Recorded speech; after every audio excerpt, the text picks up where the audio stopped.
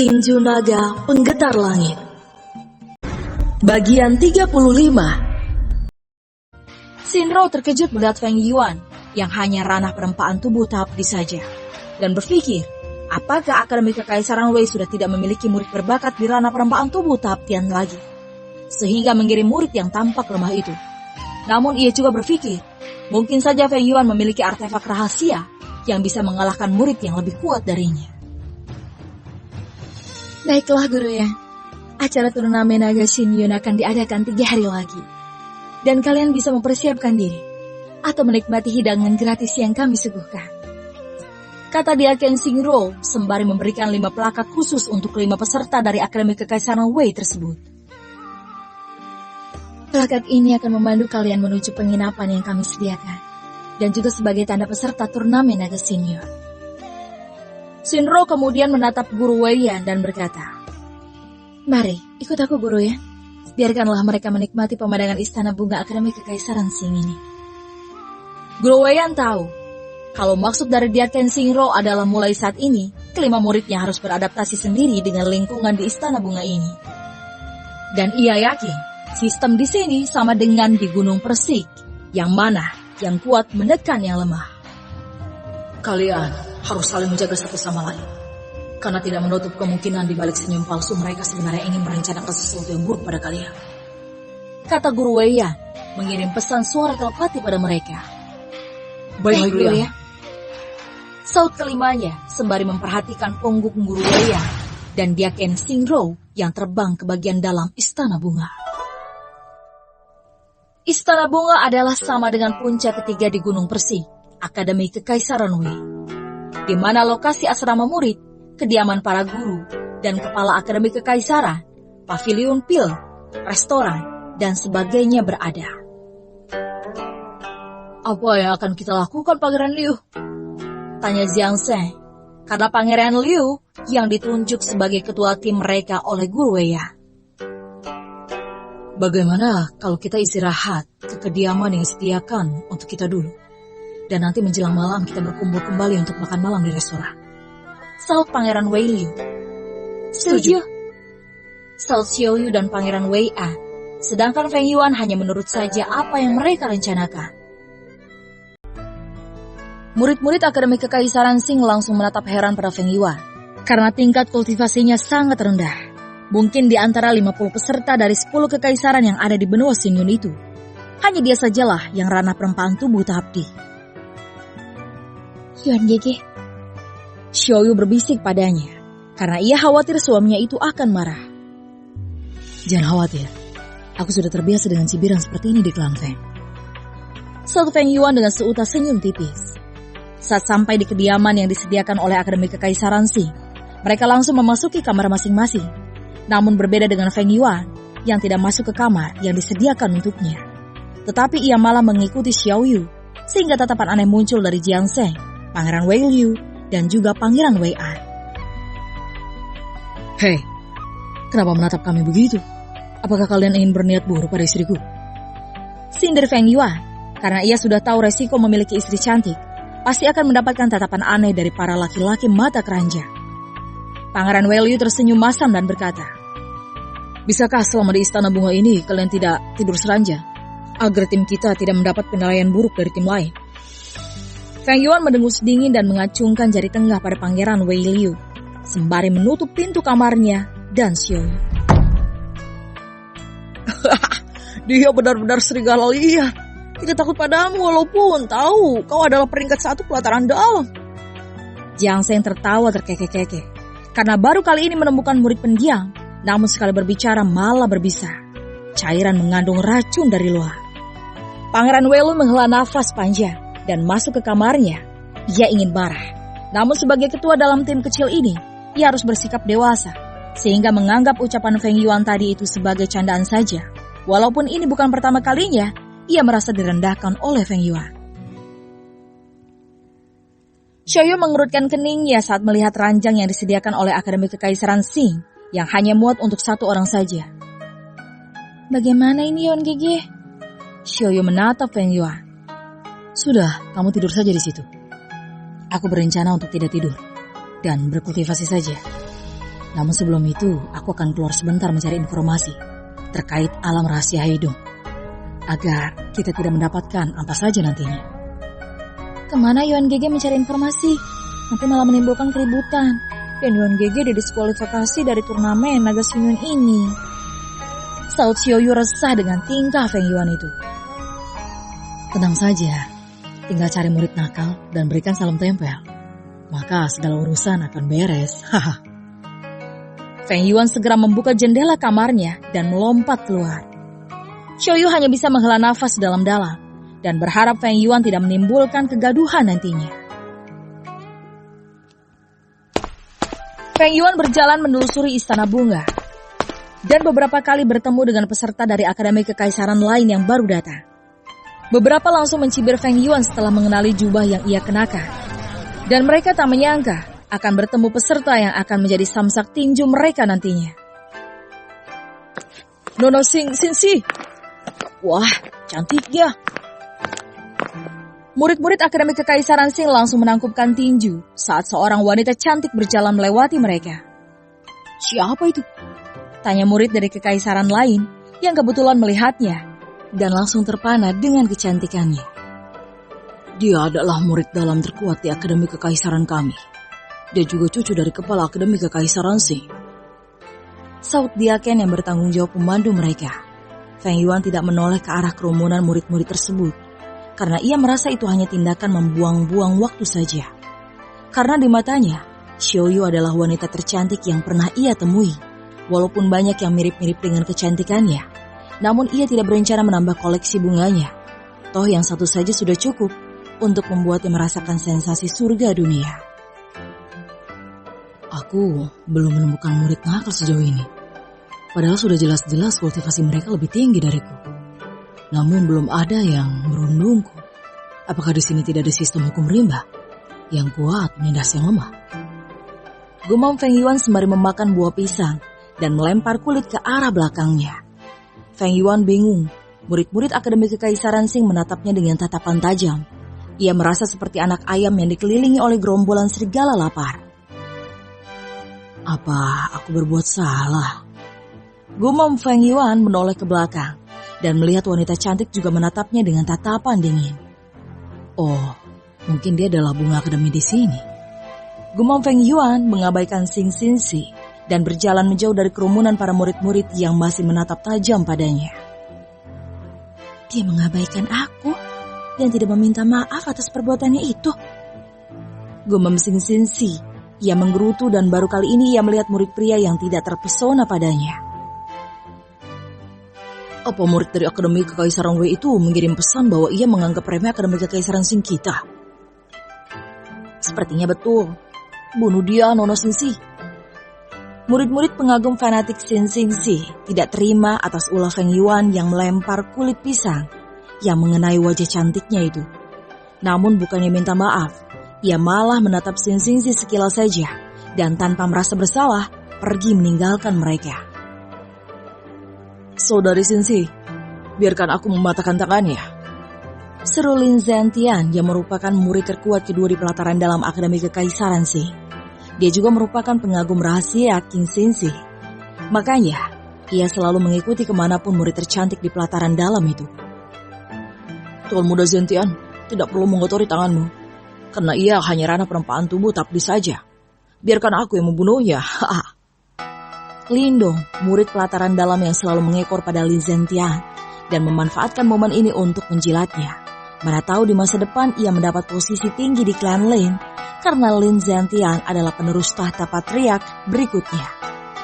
Lin Zentian mengangguk setuju karena ia merasa tak baik juga kalau dirinya menindas murid dari kekaisaran lain. Sementara mereka adalah tuan rumah yang dituntut agar ramah pada tamu undangan oleh pihak Akademi Kekaisaran Xing. Kalau Lindong yang bukan peserta turnamen naga Xingyun nanti membunuh murid tersebut, maka ia tinggal menyalahkan Lindong saja. Dan hukuman yang paling berat diterima oleh Lindong adalah dikeluarkan dari Akademi Kekaisaran. Kemudian ia akan memberikan kompensasi pada Lindong dengan menjadikannya sebagai petugas keamanan di kotanya. Terima kasih Lindong, kamu telah membantuku mengambil hati saudara Xinxi. Gumam Lin Zentian tertawa terkekeh-kekeh dalam hatinya. Xin Xinxi mendengus dingin karena Lin Zentian mengambil keputusan tanpa menunggu persetujuan darinya. Cih, apa yang kau lakukan? Apa kamu ingin membuat malu akademi kekaisaran kita? Cibir Xin Xinxi sembari berjalan ke arah Lindong pergi. Lin Zentian tersenyum masam, padahal ia melakukan ini agar Xin Xinxi senang padanya. Namun yang ia dapatkan malah sebaliknya. Kalau begitu, aku harus menghentikan tindakan Lindong agar saudari Xinxi tidak marah lagi padaku. Gumam Lin Zentian menyesali perbuatannya tadi. Namun, tiba-tiba ia mendengar suara jeritan Lindong, padahal ia baru saja mengejar Feng Yuan. Itu belum habis batang dupa. Bukan hanya dia saja yang terkejut, Xin Xinxi juga begitu, dan menduga Lindong telah dikeroyok oleh murid dari Akademi Kekaisaran Wei. Lindong tak menyangka Feng Yuan memiliki pedang roh kelas surga, dan ia juga meremehkan kekuatan murid yang tampak lebih lemah darinya itu, karena ia memiliki basis kultivasi ranah perempaan tubuh tahap Tian. Tetapi hanya dengan sekali tebas saja, tangan kanannya yang akan menggunakan jurus tapak pada kepala Feng Yuan dibuat putus. Kejam sekali murid dari Kekaisaran Wei itu. Apakah ia tidak takut Ling Wengtian akan balas dendam pada tim mereka nantinya? Iya. Dia telah membuat tangan Lindong putus, dan kini ia akan menjadi sampah, karena jurus telapak tangan yang ia bangga-banggakan itu tidak bisa digunakan lagi. Lindong berteriak sekencang-kencangnya, karena tidak menyangka masa depannya akan sesuram ini, karena hanya ingin tampil hebat di hadapan Lin Zentian saja. Bukannya membuat bangga, ia malah mempermalukan dirinya sendiri. Feng Yuan sebenarnya tidak ingin memotong tangan Lindong, tetapi ia tiba-tiba merasakan niat membunuh hanya beberapa jengkal di belakangnya. Makanya dengan refleks ia menarik pedang matahari dari sarung pedangnya. Namun, tindakan itu malah memotong tangan Lindong. Feng Yuan menggaruk-garuk kepalanya dan berkata, "Ups, aku tidak sengaja, karena diserang secara tiba-tiba, dengan niat membunuh pula.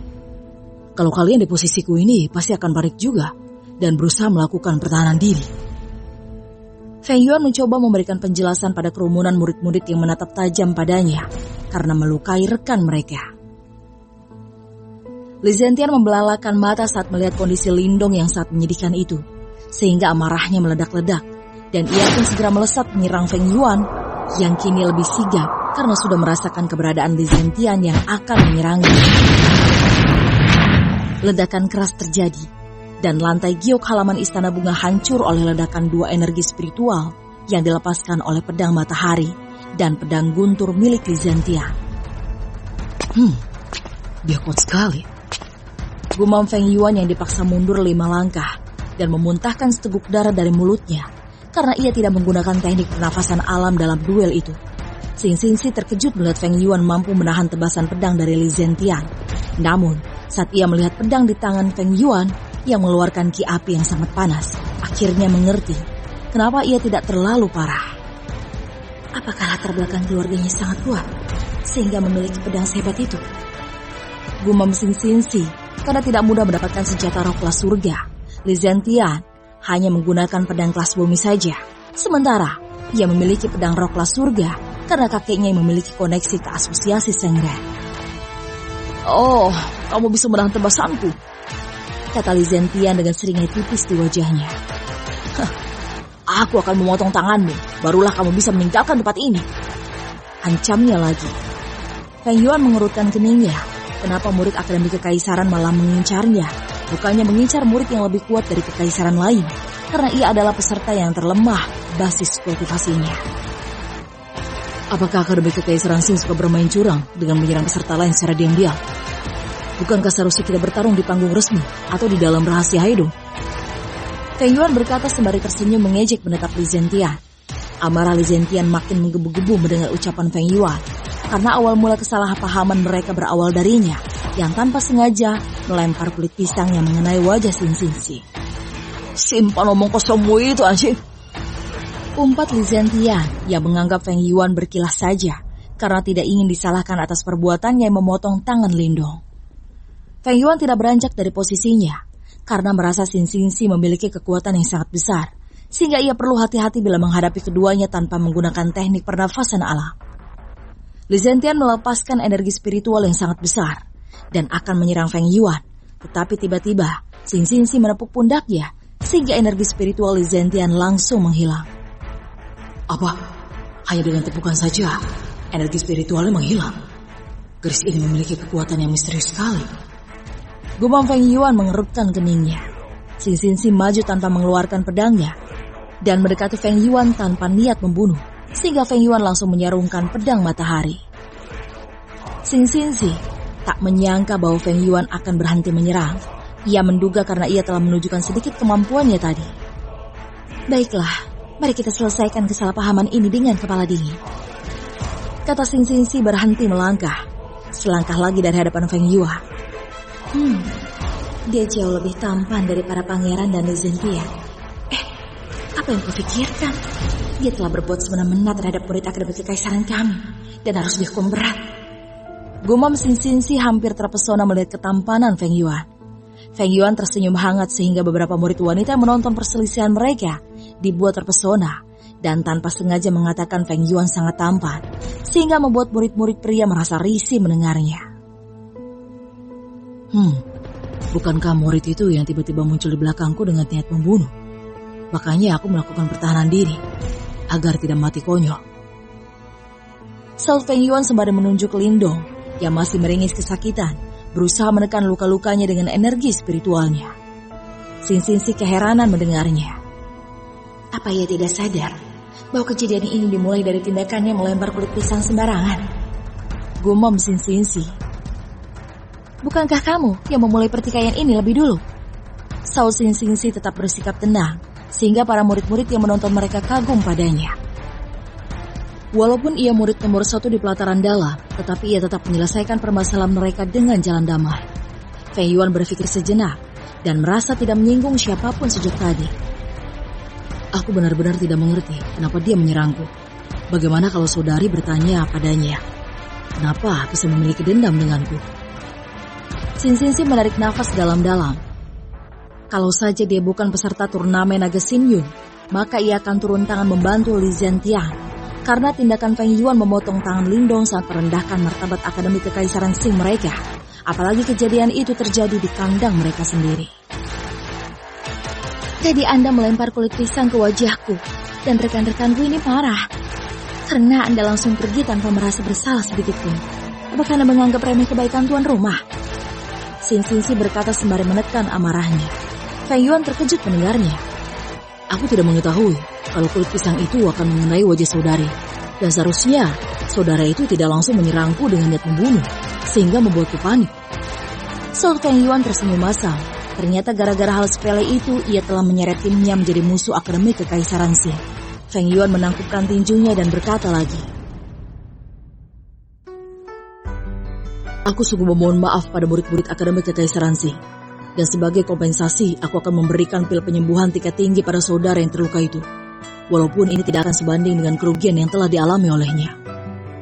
Feng Yuan menyerahkan pil penyembuhan tingkat tinggi pada Xing Xinxi. Namun, murid terkuat di pelataran dalam itu berbalik badan dan mengabaikan Feng Yuan. Saudara Zentian, bawa sadar Lindong, kata Xing Xinxi. Hati-hati, nanti di alam rahasia Heidong. Jangan sampai aku melihatmu lagi. Dan bila itu terjadi, maka kamu akan tahu akibatnya. Ancam Xing Xinxi sembari menatap tajam pada Feng Yuan. Sepertinya aku melakukan kesalahan fatal. Gumam Feng Yuan dengan senyum masam, sembari memilih kembali ke kamarnya saja, karena ia sudah tidak mood lagi untuk mencari informasi mengenai alam rahasia Heidong. Bersambung.